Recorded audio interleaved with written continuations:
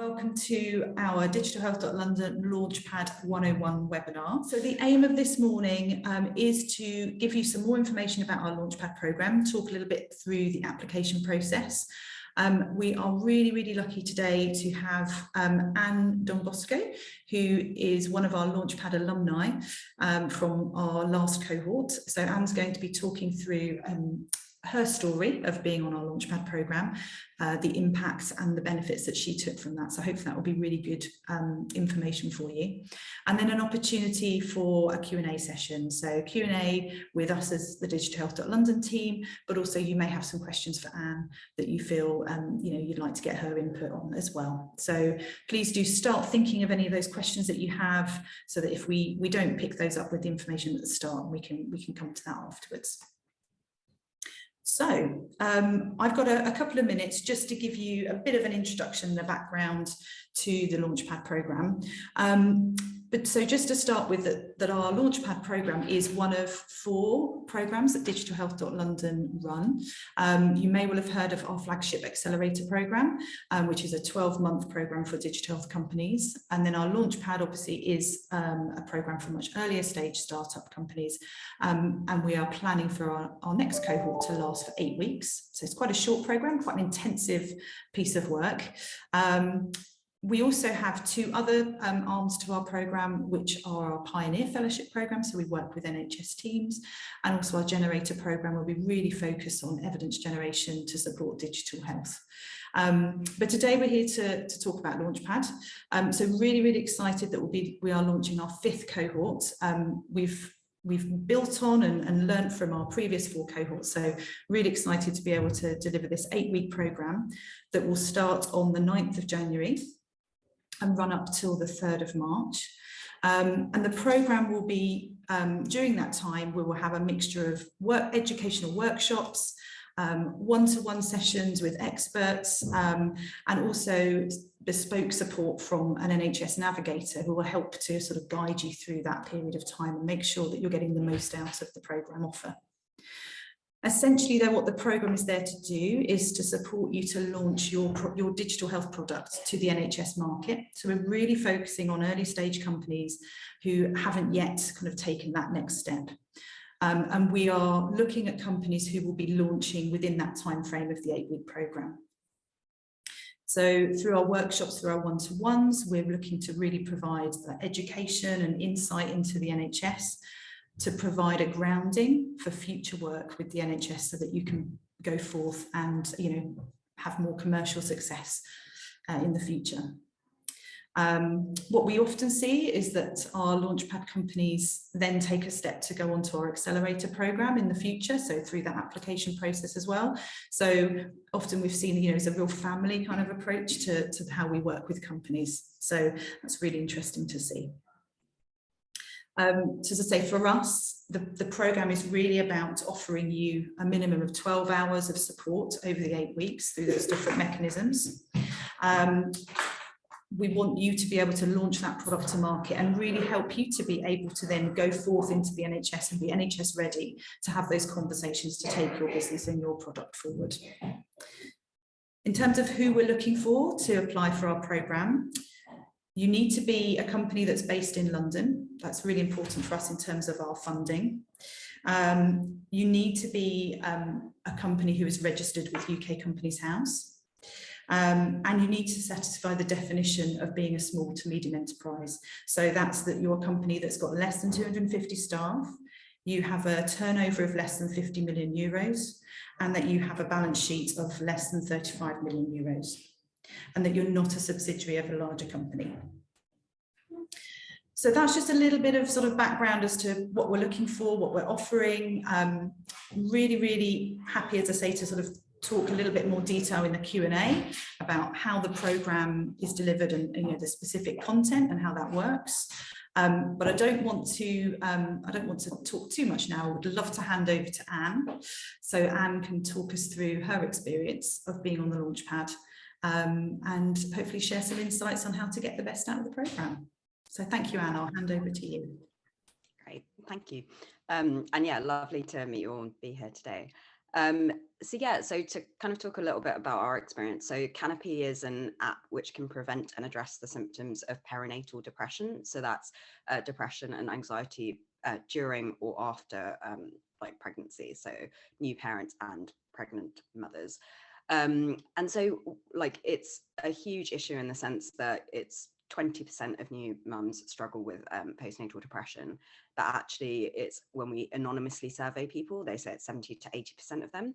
And so what we wanted to create is something which can be given to all new parents as a way to address perinatal mood disorders.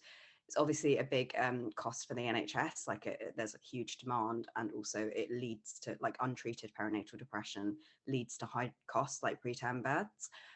So that's the kind of like reason that we really wanted to embed into the NHS, because we understood that actually like it's something that should be given to every single new parent.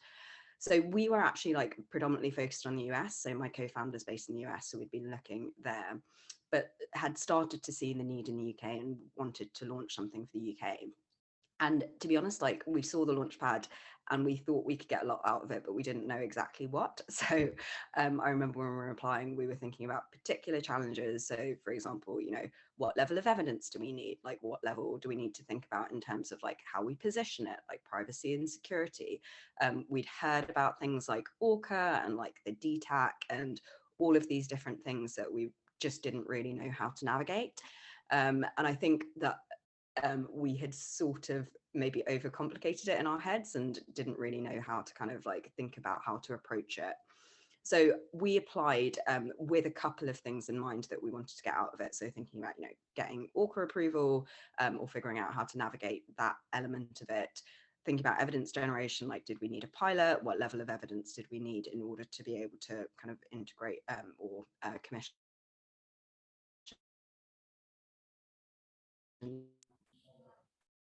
Oh, I think Anne's connection, and I think your connection just went a little bit wobbly there for a moment. I don't think you can just repeat that last sentence. Yes, sorry. So thinking about like how to kind of, you know, even start thinking about it, like who to reach out to, how we would think about launching. And so we went in with those specific needs and were successful in gaining a place in the Launchpad. And it was a really, really amazing experience. And I think like in terms of how the program worked, it was virtual sessions. So, you know, workshops focused on lots of different need areas. So there was things like evidence generation, communications, like data and security, like IP. And I think different companies on the cohort were at different places, so different things were useful to them. And what was really great about it is you had those sessions where you could work through things like all of those topics, to all of which were the things that you needed in order to be able to launch. And so you kind of workshop things that were very interactive, so it was very personalized. You know, for example, be able to ask questions or re-pitch your idea and get feedback. And then there was also sometimes one-on-one follow-up, so kind of one-on-one sessions with experts who could help you. And then there was also a navigator, which was also amazing. So the navigator like really got to know your company and therefore like understood like exactly where you were, would organize extra sessions as were appropriate to you. I think for us, it was also just really helpful to kind of, you know, have a sounding board, because I think being a startup, sometimes you just need someone to ask about something. And so that was really helpful in terms of being able to reach out to her and say, you know, for example, we're speaking to this potential partner in Manchester. How do we approach this conversation? How do we think about like, you know, these contacts and how do we best leverage them for our company success? Or, you know, we listened to this in this particular workshop. What does it mean for this particular thing? So yeah, really just like an insight kind of led approach where you could like just have someone who knew what they were doing and so on. And so for us, like I think tangible things that we got out of the program was how to think about evidence. So we had gone into it with a very kind of strict idea, like we'd taken a very evidence-based approach, like built from research studies, and we'd conducted like a mini impact study, but we had thought that the next step that we needed was to get a pilot area, and it needed to be a particular size and set up in a particular way. And that was a bit of a struggle for us. And what we actually realized from the kind of evidence generation workshop and then having one-on-ones with the team was that actually we could take quite a different approach, which is actually, this is the kind of evidence that we needed. So for example, qualitative feedback rather than quantitative, and like building in healthcare professional, patient engagement, those kinds of things. So it was quite, I think it was very helpful in terms of understanding like, okay, this is what we have. We're actually not talking about what we have that well. And then also this is the way that we can be creative about the gap that we need to fill rather than kind of being fixed box about it. It also kind of demystified things. So, we went through the ORCA process and were able to eventually get like 86%, which was over their past mark of 65%. So it was really helpful in that sense, because I think going into it, we weren't even sure if we were going to get 20%. So it was like useful in terms of thinking about that and demystifying it. There was also like, we weren't sure how to tweak the product to be appropriate for the NHS market. And again, there was a lot of like useful conversations we had about how we should get the right insight, how we should think about it, how we should approach it, like things like being connected to someone from the mental health team who then mentioned like there was a particular number that we could have, which like had all the regional numbers for crisis support across the UK. So that saved us like a huge handle. So I'd say those were some of the kind of things that we got out. That we also got introduced to potential partners. We've now got a pilot with Manchester. So it was also, for example, I remember emailing being like, or having a conversation where it's like, oh, they haven't replied for a few weeks, like, should I reply again? And so like, again, getting that context of just being like, oh, they're not ignoring you, they've just like got so many other things on, and actually it's fine to send an email again in a couple of weeks, you just need to frame it in this particular way. So it was really, really useful in that sense. Like also things like, I was thinking about going to NHS Confed, didn't know how useful it would be, was able to reach out and kind of ask around that.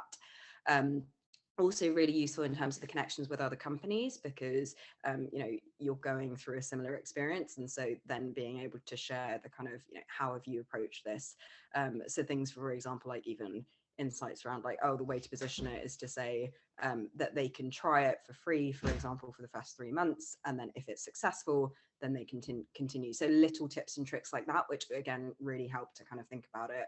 And then I think another element was like around the positioning. So how do you position the story to the NHS? I think the team at DigitalHealth.London are really good at kind of knowing the NHS context, and therefore like helping you to hone what you're doing with the relevance of what's important for the NHS right now. And I think going into that, I hadn't quite realized like how much it was, these are the priorities for the NHS. Like if you wed into them, then you're more likely to be successful. So again, really helpful in terms of thinking about positioning, which is really important. Loads of really, really helpful bits. Like I think it's 12 hours, which sounds like it's like quite condensed, which is actually quite good, because then it means you can fit it in. It's not overwhelming compared to like other accelerators, and also then makes it really, really valuable. And also like taking place over those 8 weeks, you do feel like you get lots of different bits at different times, and you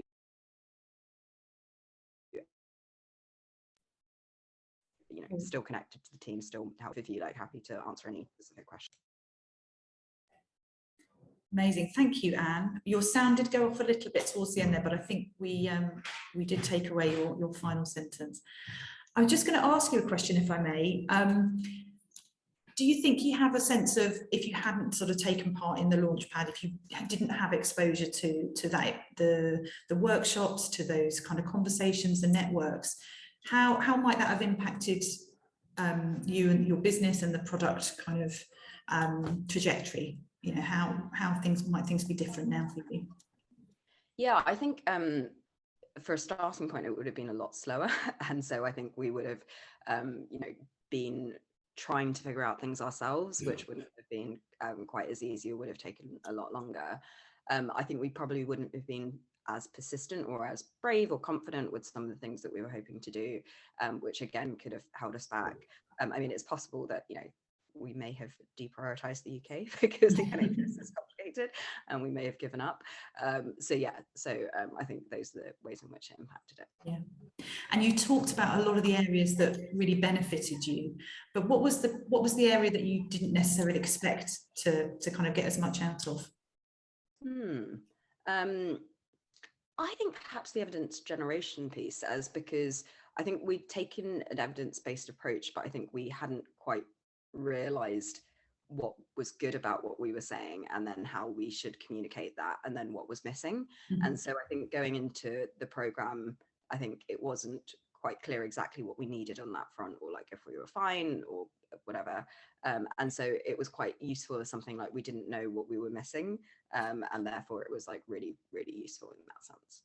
Amazing, thank you. And I just want to say as well, congratulations on your Orca rating. So that's a really great outcome. So well done. Okay, so I'm not going to ask you any more questions, Anne, because I want to sort of leave opportunity for everyone on the webinar today. So we're going to go into our Q&A session at this point. Before we do, I just want to just flag some of the members of the Digital Health London team who are here today, and they may well be able to sort of come in and support some of those questions as well. So I'm just going to shout out a few names, and people can hopefully give a bit of a wave and indicate where they are. You might see from their backgrounds as well, it's quite obvious. So we've got Sarah Nelson, who is our Programme Director, who's here today. Yasmin Stinchcombe, who is our Programme Manager, but Yasmin has also led previous cohorts of the Launchpad, so she's very experienced with working on this programme. I can also see Jess is here today, although she's named as Megan, but Jess is here. She's one of our navigators. Lewis is here today, but I think his camera's off at the moment, so he may well be having some issues with his video. And I think, just looking on my screen, we've got a couple of our core team with us today. There's Lewis. Hi, Lewis. I know we've got Vaish and we've got Farah. Here's Vaish. Hi, Vaish and Farah, who are helping out in the background today with the tech side of things. And if I've missed anyone else in my team, because I can't see your pictures, please do give me a wave or say something, but hopefully I've spotted everybody. So yeah, so there are a few of us here to support with the questions, and I suppose it's also reflective of, as a programme, we are a really broad team. Our Launchpad team in itself is a navigator, and then we've got some of our core team who support with the sort of the day-to-day running of the programme, but we are a much broader set of people who have a real breadth of knowledge and experience of the NHS. So we are here at your disposal. Good thing to say, I think. So perhaps I can just see if there are any questions to start with.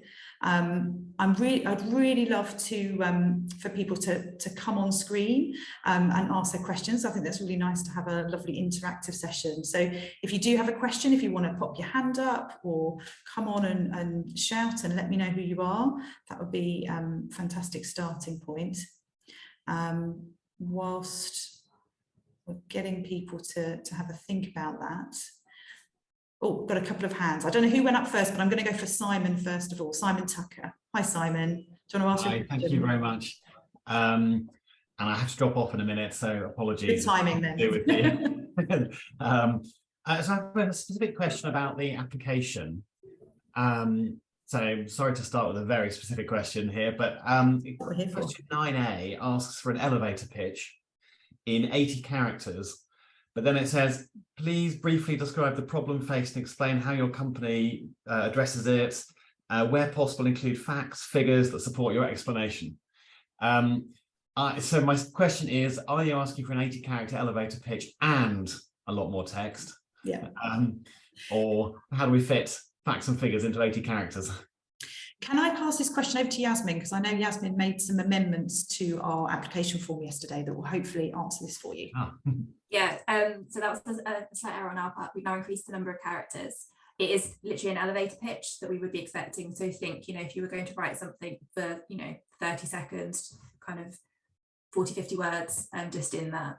There is an option further down in the application form for you to add more detail about your product. So kind of the very high level, this is what we do, be as clear as possible. Like I said, we have increased the number of characters, and then further down in the application, there is a section where you can go into more detail about your product and what you're about to launch. Fantastic. And on the type form, is there a limit to the number of characters in for other answers? Because in the guidance note, it wasn't clear whether you're expecting a 2-pager or a 100-page application. How much detail?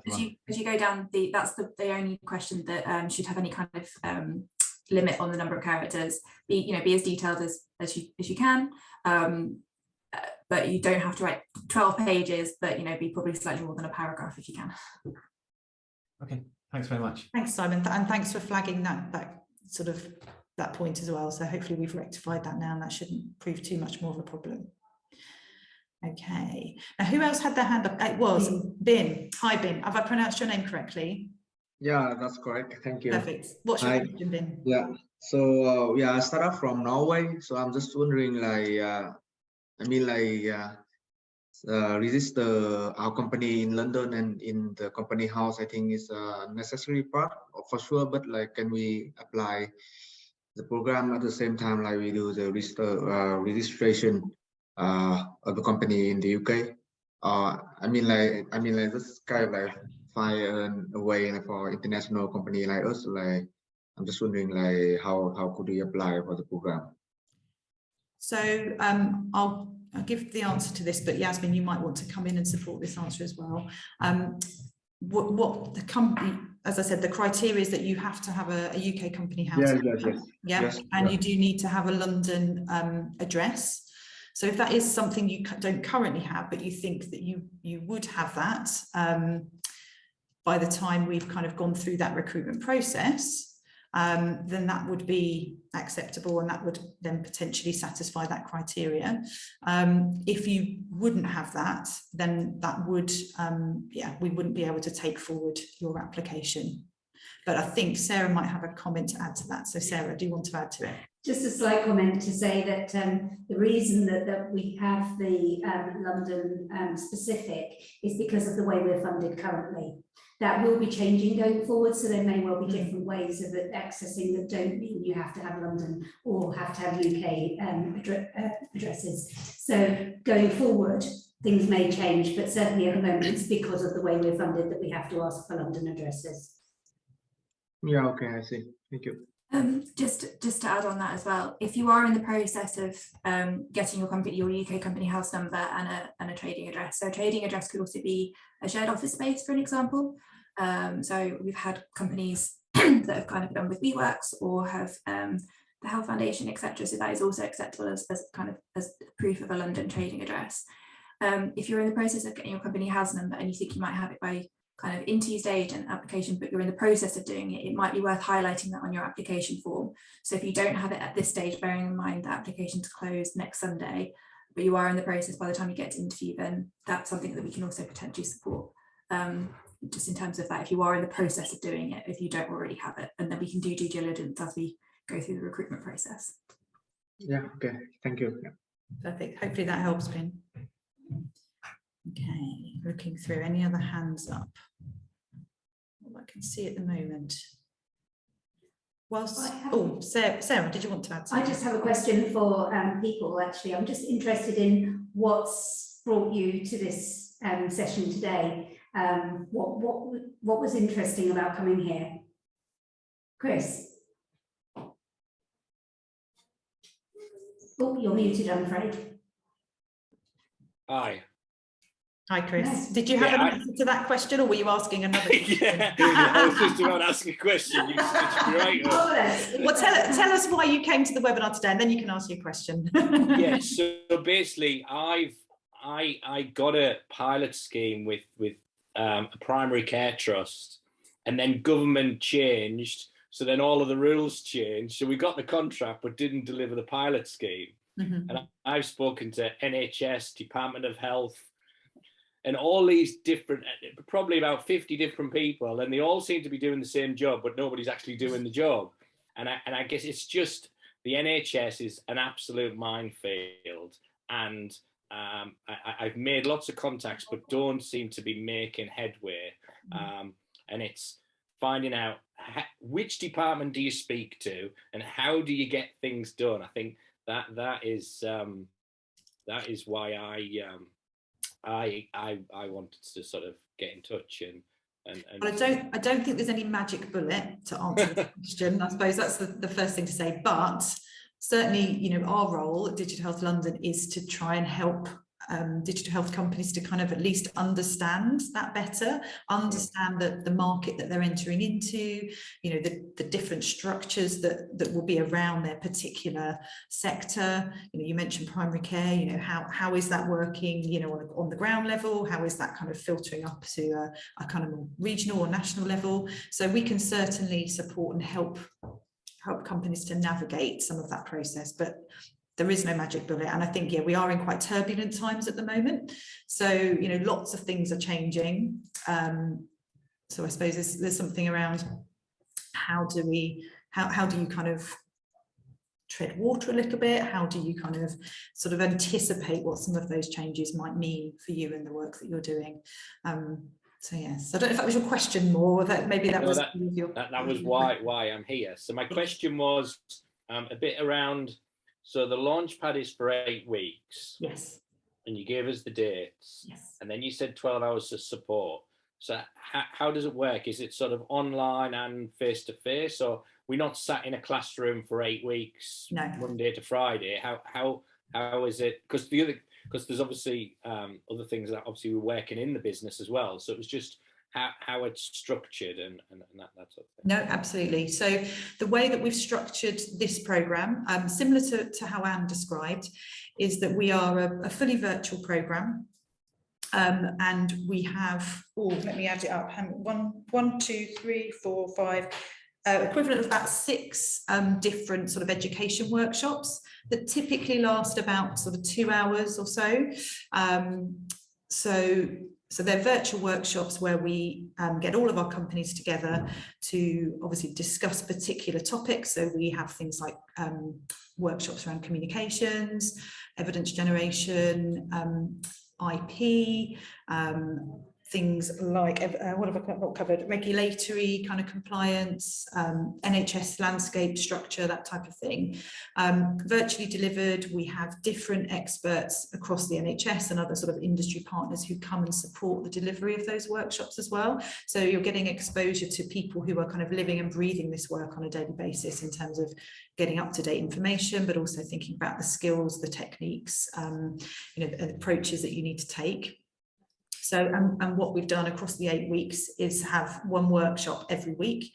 So it will be on a set day each week so that you can kind of plan that into that time. And we'll be able to let companies know, you know, the dates of those sessions before they start on the programme as well. So you can be fully prepared and ready to factor that in. And then in addition to those workshops, we have, as Anne talked about, we have one-to-one kind of sessions with experts in different areas. And so there may be some sort of standard one-to-one sessions that are appropriate for all companies, but some companies might need a particular focus over another. So, you know, if thinking about evidence generation is, you know, really, really important, understanding kind of how you take that side of things forward for your product, then it may be that there's more of a focus on that as opposed to something else. But, you know, if comms is really important and you need to understand that, then we've got opportunities to kind of have sessions with our comms team to understand how you deal with social media, how do you market your product, how you kind of reach the right audiences, those types of things. So there's a mixture of different content, and then we have an NHS navigator, so somebody who has worked in the NHS before, either in a clinical role or as a management role, who sort of understands the inner workings, and then almost acts like you're kind of a key worker with you to help make that programme quite bespoke to you, and, you know, ensure that you're getting the right things out of it and you're understanding the right opportunities. And just to add to that, the reason why we structured the topics of the workshops the way we have is, as DigitalHealth.London, we've been around for 7 years. We've supported, I think it's close to 200 companies now. And actually the particular topics of those workshops are the really key kind of foundations that the companies have kind of identified as key kind of stones in building that, especially when you're first entering the NHS. So Launchpad's really about supporting that first step entry to market. So it's about really understanding, you know, as you say, the evidence that you might need to start having those conversations where you might fit within the structure. So that's the core bit. And then the one-to-ones is that real bespoke bit that can really help support your company in that way. So like, as Rhys said, whether it's a one-to-one with IP expert, evidence generation, mental health team, and that's how we build that in. So the workshops are really that structured component that we know as an educational component that companies really benefit from, having kind of that introduction to those different topic areas, sorry. Does that help, Chris?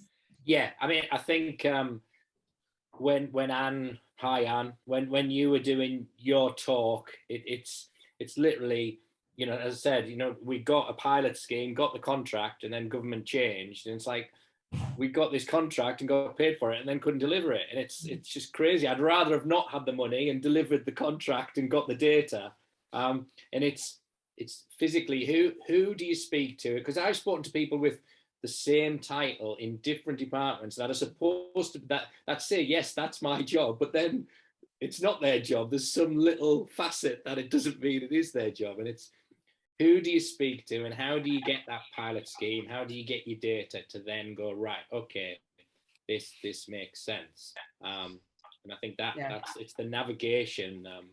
Definitely. There's I mean, so many different wheels and cogs. Add to that, like I know your pain, because I feel like that was me ahead of the program. Like, I think I sometimes describe it as like a pinball machine, because you just have one person. Yeah.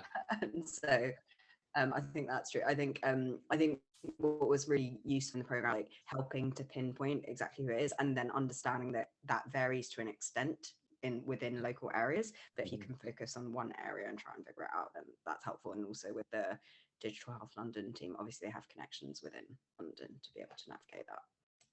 I think the important distinction I'd just quite like to make at this point is that for Launchpad, we're talking about companies where they haven't yet launched their product to the NHS market, versus companies who have launched, you know, and are maybe have already got some contracts or pilots or starting to kind of make those inroads.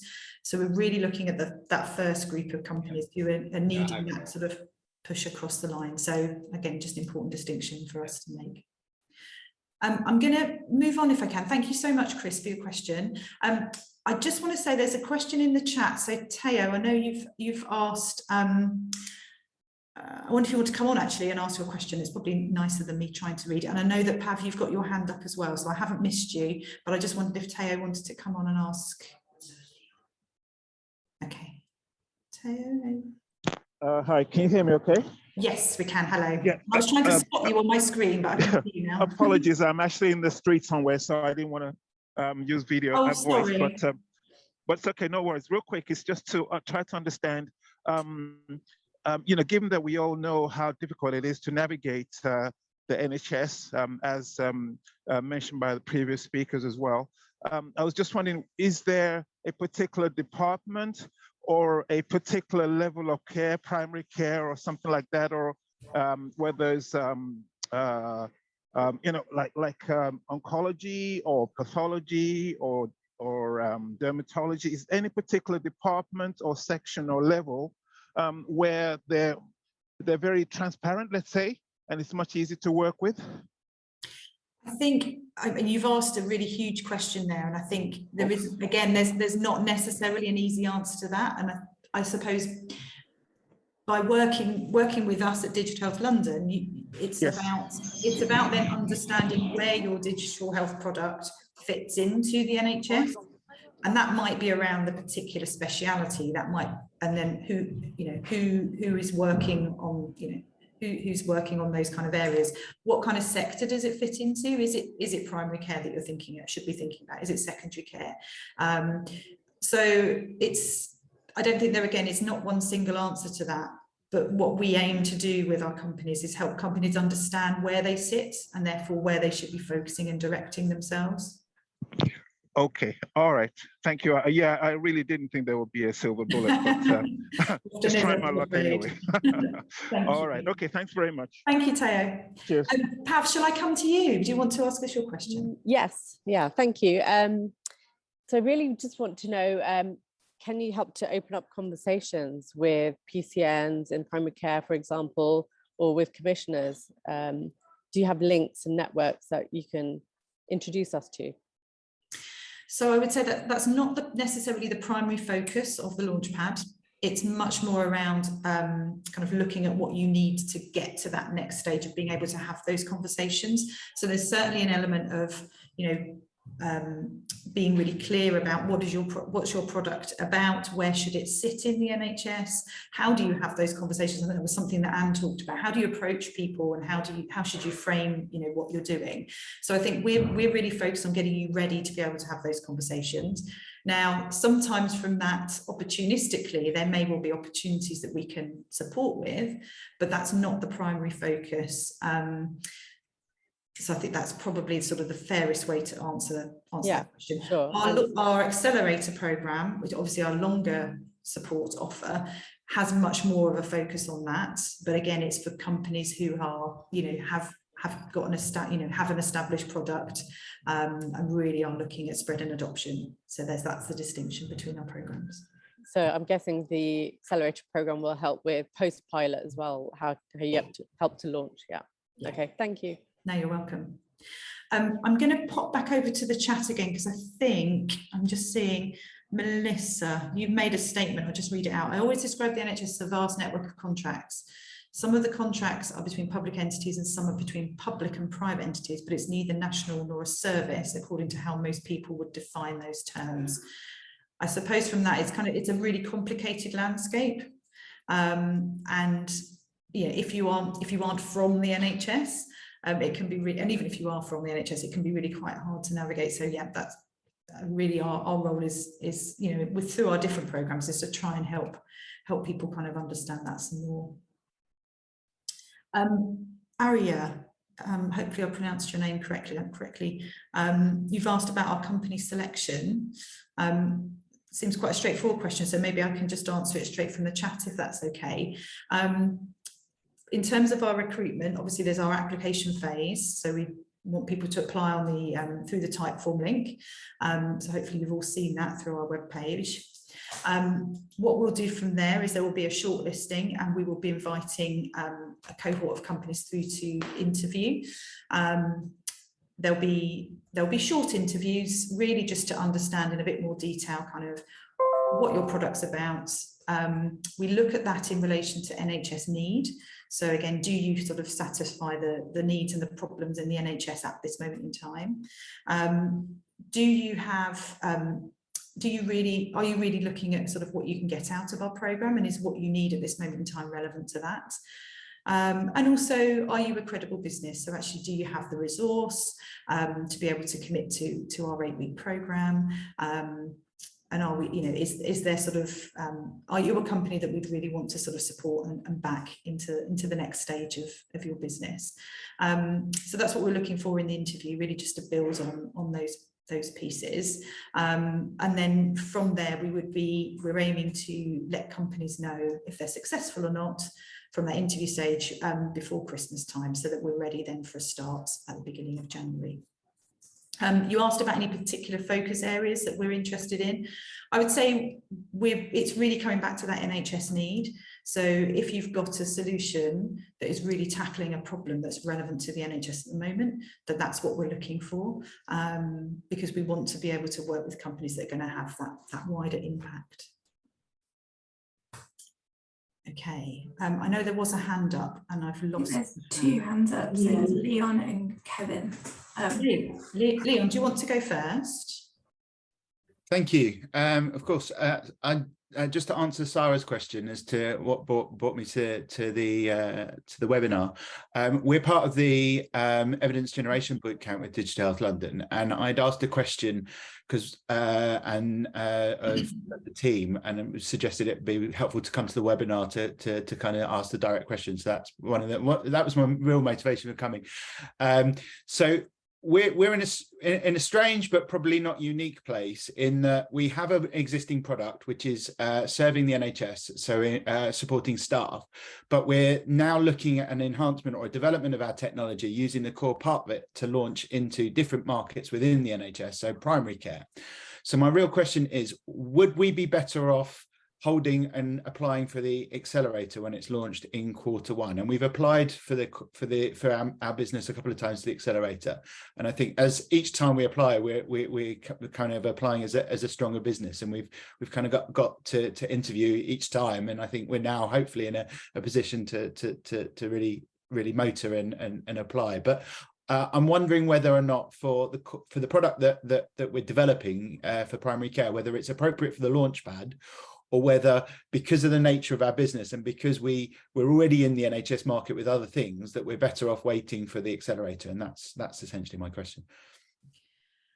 I mean, I will defer to my colleagues here, but I think it probably sounds like, you know, you've made quite a lot of significant progress at this moment in time. So actually, you know, waiting for when we open up the bigger accelerator program, looking at spread and adoption, that's potentially going to be a more appropriate route, would be my sort of first thought.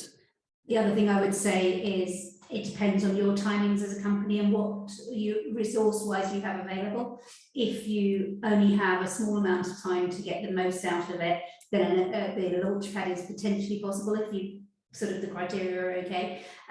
The accelerator does take a lot more time, but mentioning back to some of the chat there, it takes a long time to have those to get those relationships and develop those relationships, and that's why the accelerator program is a whole year rather than just being those 8 weeks. So I would also think about where your priorities are for your company at this time, as to which is the best idea to go.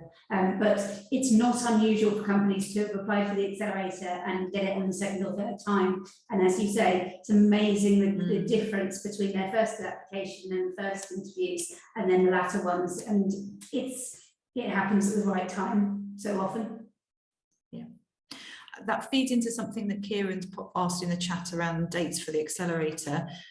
So at the moment we don't have fixed dates, but we are anticipating that accelerator applications will probably open up in the springtime of next year, but we haven't got any fixed dates on that at the moment. So if you aren't already signed up to our newsletter, please do so, because that will obviously update you on different dates and opportunities.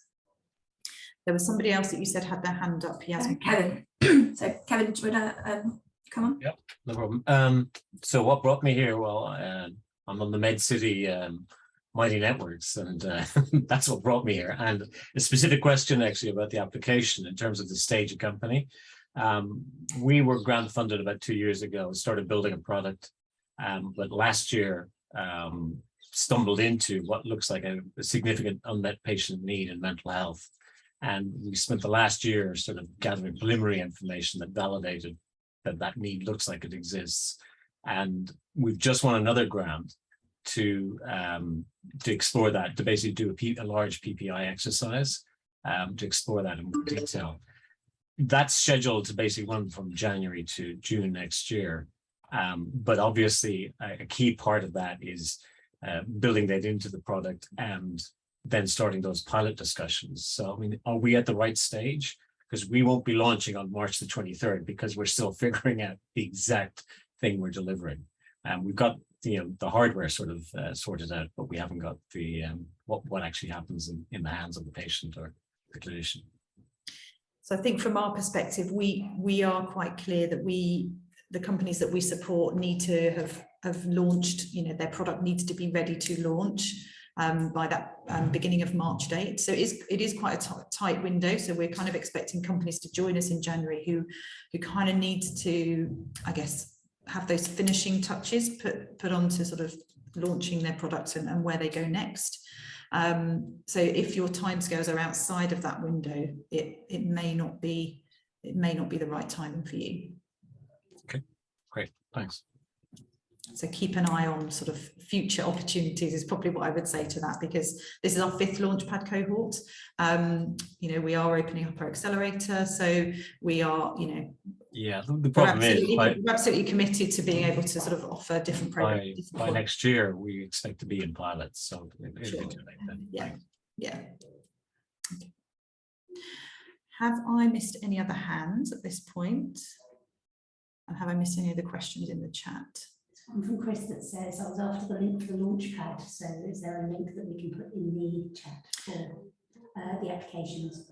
Thank you, Yasmin. Already done it. So hopefully people have found either through the chat today or on our website, there should be the links for, or a button link for our application form. It takes you through to a type form survey. There's a button link on the website that takes you through to FAQs. So please do have a look at that, because it, you know, as I say, we've run 4 of these programs now over the last few years.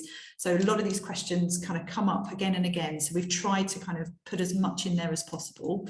In addition, there is in the FAQs, there's a copy of all the application questions as well. So sometimes, you know, in the type form, it can be quite difficult to sort of plan out what you want to say and what you want to write. So again, you can use that information there to help plan your application. And I'm not sure whether the information from this webinar is going to be available afterwards on the website. That's true. So, okay, so this webinar will be available afterwards. So if you do want to go back and review any of the information, that will be there as well. I don't think I've missed any other resources that we have. Hopefully that's there. And there's our email address as well. So if you do have any questions, you can email us. And we're happy to come back to you with questions. And I know we've had quite a few people already who've been emailing us with questions about eligibility or kind of what the programme offers, and you know, we're really happy to have that further discussion as well. Just to add, the preliminary dates for the workshops are on the FAQs with the rough topic kind of titles of those programmes, if that's helpful for anyone to look at. Kieran, I know you've got your hand up. Would you want to ask a question? Yeah, sorry. Thank you for answering the questions about dates as well. I'm hopefully an eternal optimist when it comes to things. So I've got emails out and about, and I'm thinking, you know, there's a little bit of back and forth about what I've got in terms of possibility of pilots and people using my innovation. In the process, obviously, if I get a yes and then somebody starts using it and stuff like that, is that something that would sort of mean that I'd have to withdraw my application, or would I still go through and sort of see how it all comes together? I think, I mean, depending on how you kind of position yourself in your application, and if you're then successful from that to go through to interview, once we get to that stage, you know, it's about then having that conversation about where you're at. Are you, you know, what have you done so far around your product launch? So how, I guess, you know, is it publicly kind of, have you communicated that publicly? Is that something that people are aware of? Is it just that, you know, you are trying to find that the partner to work with? So I think that's something that would need to be discussed in a bit more detail as and how those stages progress. That's really useful. Thank you. I would continue with your application, and as Rhys says, we can have that open and frank conversation as things progress kind of further down the line as well. That sounds really good. Thanks, guys. No problem. Right. So any other questions? Maybe not at this point, which is absolutely fine. So I suppose the final thing then for me to say is thank you all for joining. Really great to see such interest actually in our programme. So thank you so much for all joining, and thank you for your fantastic questions. I apologise if sometimes, you know, we can't be 100% specific, but, you know, do follow up with us if there's anything that you know, afterwards that you feel you really wanted to ask. Really happy to help. As I say, most information that we've gone through is in the chat around specific dates and links. So please do take from that what you need to. Please do visit our website and the FAQs for more information. So just a reminder that our applications close at midnight on this Sunday. Not this Sunday, sorry, Sunday the 13th of November, a week on Sunday. You can find our information on our website. I think Farah was going to, I don't know if Farah is putting up the slide, but we're going to put up the slide with that information on. And on the website, you can access the application form and the FAQs as well. So on that note, I will say thank you very much. Have a good rest of the day. And yeah, look forward to hopefully seeing some of you progress through our recruitment stage.